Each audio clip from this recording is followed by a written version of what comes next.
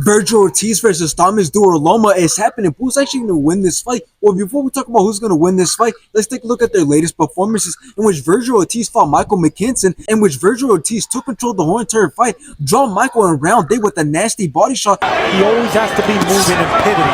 Oh, the body shot! Then dropped him again, and at this point, Michael's team seen enough and stopped the fight in round 9. They're trying to stop the fight. Lawrence Gold, they're waving it off. After this, Vergil Ortiz went on to fight Vergil Ortiz, in which Vergil Ortiz TKO'd him in round 1. He's already warmed up.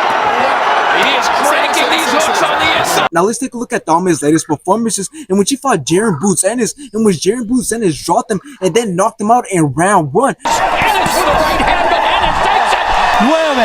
Yes. After this, Thomas went on to fight Abraham Peralta, in which Thomas TKO'd him in round 3. Now, I see this fight as just being another fight for Vergil Ortiz, because not only do I believe that he's going to get through Thomas, but I believe that he needs to get through Thomas because he is set to fight Tim Tszyu on the same card that will be having Terrence Crawford versus Israel Madrimov. So it's like Vergil Ortiz has no other option but to win this fight and win it by knockout if he wants to keep his undefeated record and if he wants to keep his 100% knockout rate, because that would definitely look good going into the fight with Tim Tszyu. So now let's talk about it. Does Vergil Ortiz actually win this fight? Well, I do believe so, and that is because when looking at the stats, you'll see that Vergil Ortiz is the younger and more fresher fighter since he is 26 years old and his recent fight was last year. Meanwhile, if you look at Thomas, he hasn't been that active as his last fight was in 2022, and yes, he won that fight, but before that, he was on a 3-fight losing streak. So when looking at those stats, you'll realize that everything is in favor of Vergil Ortiz winning this fight, and that's exactly what I believe. I believe that Vergil Ortiz will hurt Thomas with his crazy power and with his multiple punch combinations, and then he'll eventually knock him out.